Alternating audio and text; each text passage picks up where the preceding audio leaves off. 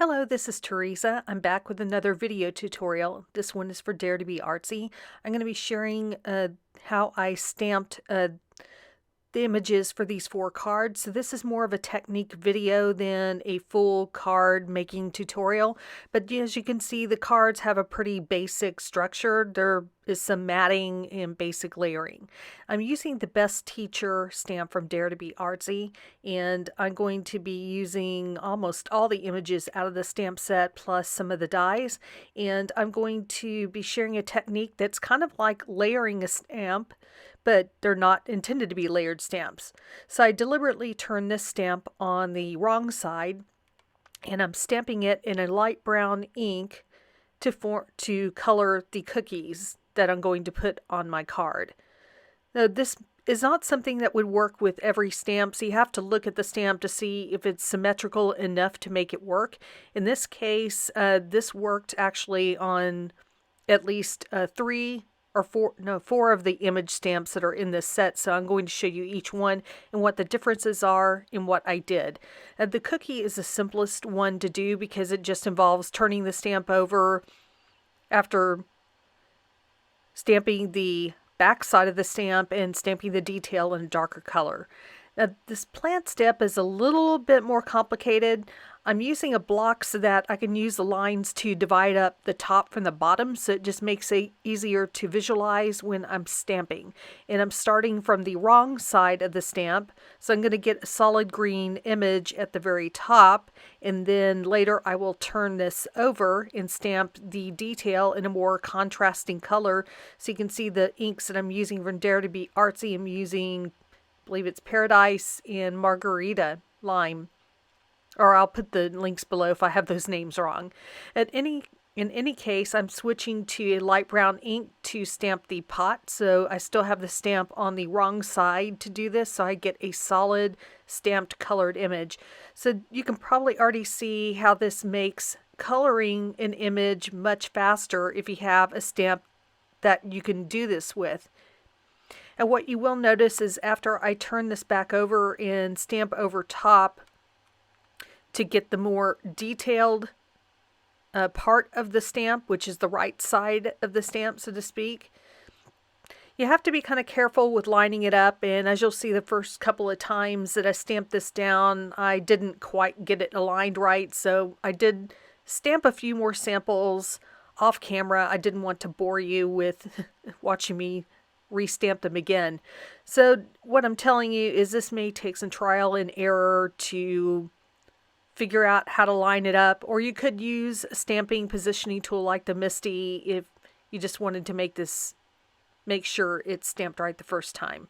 So as I said, I'm going to stamp a contrasting color on the top and the leaves, and then here I unfortunately somehow zoomed in way too close. That really was not my intention, so when I stamp this last one, you'll at least get to see how it looks.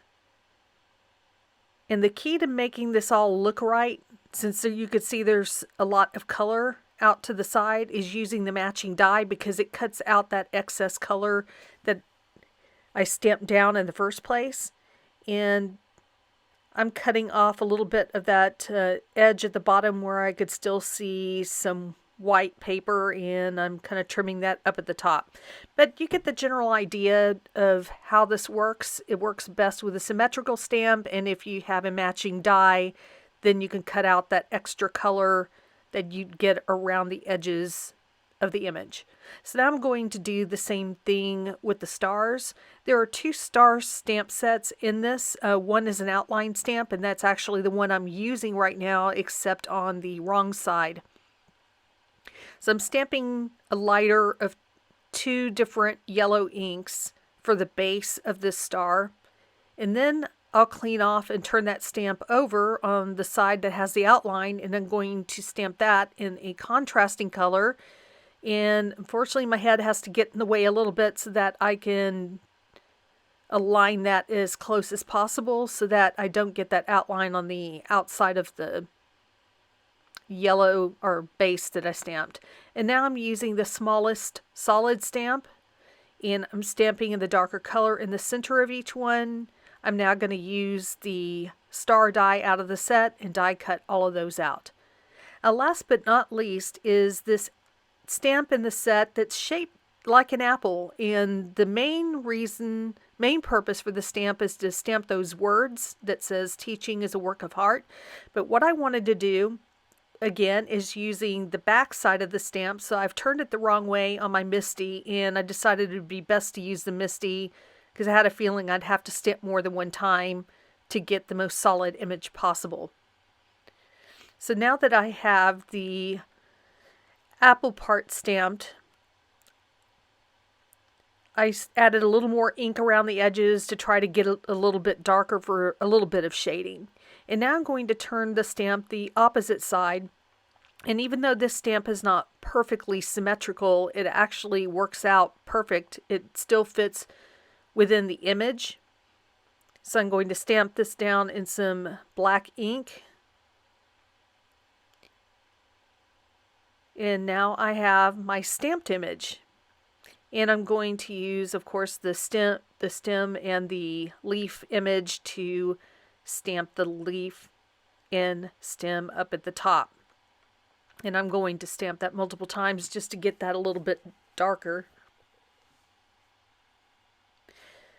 So there you have it, is a new way to use symmetrical shape stamps. I hope you enjoyed watching this video, and if you did, please leave me a thumbs up, and I hope you'll consider subscribing if you haven't already. Until next time, I dare you to get artsy.